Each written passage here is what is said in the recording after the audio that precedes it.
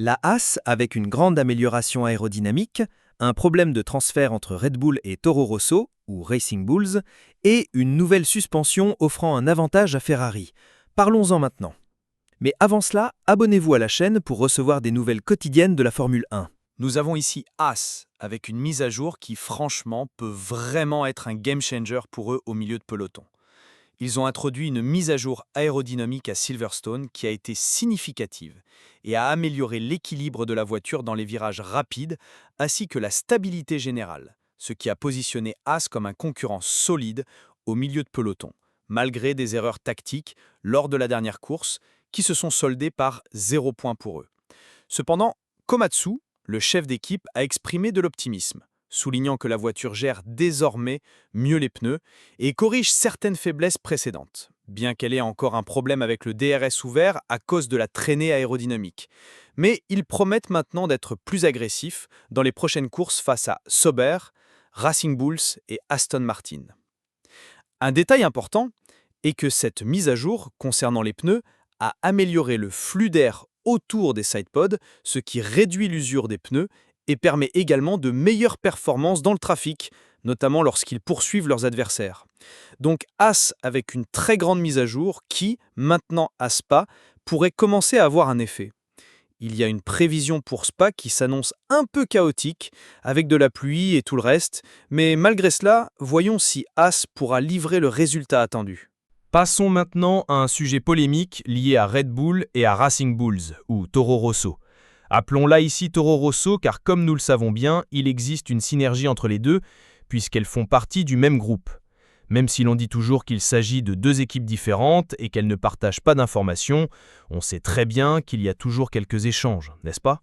Il y a toujours une certaine synergie entre les deux.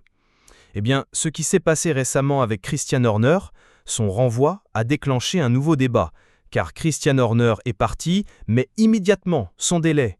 Laurent Mekies, qui était chez Toro Rosso, est arrivé chez Red Bull, sans passer par cette période de jardinage ou de quarantaine, qui est généralement de 12 mois, parfois un peu moins, parfois un peu plus, mais en général c'est un non. Il n'a pas eu besoin de cette période justement parce qu'il s'agit du même groupe. Et là bien sûr, on se pose la question, est-ce qu'il va transférer toutes ses connaissances et ce qu'il savait déjà chez Red Bull, tout comme il peut aussi y avoir un échange d'informations entre Red Bull et Toro Rosso. Et cela ne plaît évidemment pas aux concurrents. À chaque fois que Toro Rosso commence à mieux performer, il y a toujours un rival qui dit « Regardez, ils reçoivent des informations de Red Bull, il faut enquêter ». La même chose se produit avec Haas. Quand Haas commence à bien rouler, on dit « Oh, regardez, ils ont une synergie avec Ferrari qui devrait être examinée ». C'est toujours la même histoire, ça revient tout le temps. Il y a quand même quelques exceptions lorsqu'il y a des changements d'équipe.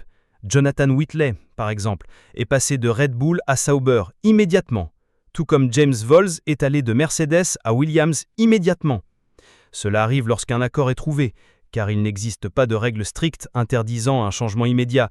Mais en général, les équipes protègent leur propriété intellectuelle en imposant une période de jardinage de 12 mois, durant laquelle la personne est écartée de ses fonctions et ne reçoit plus d'informations sur la voiture en développement.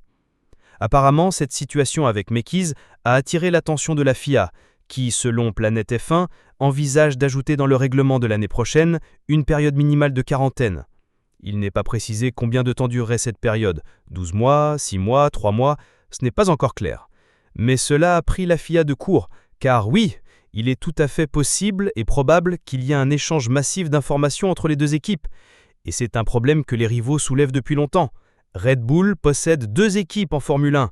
Et si vous ne le saviez pas, Red Bull a 2 équipes parce qu'à une époque très difficile de la Formule 1, lorsque plusieurs équipes faisaient faillite ou quittaient la catégorie, Red Bull a beaucoup aidé le championnat en achetant 2 équipes pour maintenir un nombre minimal de voitures sur la grille, ce qui était important pour respecter les contrats avec les diffuseurs TV par exemple. En quelque sorte, Red Bull a sauvé la Formule 1 au début des années 2000. Mais aujourd'hui, la F1 est beaucoup plus saine et qu'une seule marque possède 2 équipes est devenue un peu étrange, surtout pour les écuries rivales. Bon, je pense que cela a du sens d'imposer une règle de jardinage, même si cela nécessitera de longues négociations entre les équipes. Mais comme Red Bull possède 2 équipes, ça a du sens. Ce serait naïf de croire que cela empêcherait Red Bull d'échanger des informations entre ces 2 structures. Bien sûr qu'ils partagent des infos, mais au moins il y aurait quelque chose dans le règlement pour empêcher que cela se fasse de manière aussi flagrante. Et vous, qu'est-ce que vous en pensez ?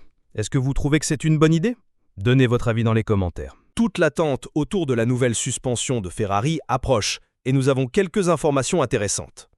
La première, c'est qu'apparemment, le comportement de la SF25 va devenir moins critique. Bien sûr, ce n'est qu'une attente, selon ce qui a été rapporté, notamment lors des freinages, en évitant que l'arrière de la voiture se soulève pendant le freinage, ce qui entraîne une perte d'appui aérodynamique, la fameuse downforce, et rendait la voiture instable dans les virages techniques, en accentuant aussi le sous-virage. Autrement dit, cela va déjà résoudre beaucoup de choses pour les pilotes, qui pourront avoir bien plus de confiance et de vitesse. Il n'y aura qu'une seule séance d'essai libre en Belgique, à cause du format sprint, mais Ferrari est très confiante. Elle a déjà effectué des tests préalables avec cette suspension et espère gagner 1/10 avec ce nouveau package finalisé, justement avec cette histoire de suspension. Ce 10e ne suffit pas pour attraper McLaren, mais c'est assez pour faire des dégâts en qualification par exemple, où les écarts sont généralement très serrés. Et bien sûr, entre Mercedes, Ferrari et Red Bull, avoir 1/10 de plus fait une énorme différence, même si ce ne sera pas suffisant pour attraper McLaren. Mais il y a un autre détail. Ferrari emmène aussi un aileron arrière avec différentes spécifications pour tester ce qui vaut le plus la peine. Miser sur plus d'appui aérodynamique pour le deuxième secteur, le plus sinueux, ou viser plus de vitesse dans le premier et le troisième secteur. C'est quelque chose que toutes les équipes font en réalité, parce que Spa est un circuit très particulier. Rappelons que plus on réduit l'appui, plus l'usure des pneus augmente. Il est donc attendu que la SF25 offre à Leclerc et à Hamilton plus d'options de réglage, en élargissant la fenêtre d'exploitation des pneus. Ferrari a aussi l'ambition d'obtenir au moins une victoire cette année pour atteindre une meilleure régularité dans ses résultats. Une victoire, surtout à Monza, serait très importante pour Ferrari évidemment. Ils travaillent même sur l'idée d'avancer tout ce qu'ils peuvent pour arriver à Monza avec la meilleure forme possible et gagner. Voilà, je veux savoir ce que vous pensez de tout cela dans les commentaires. N'oubliez pas de vous abonner et d'activer la cloche pour ne rien manquer.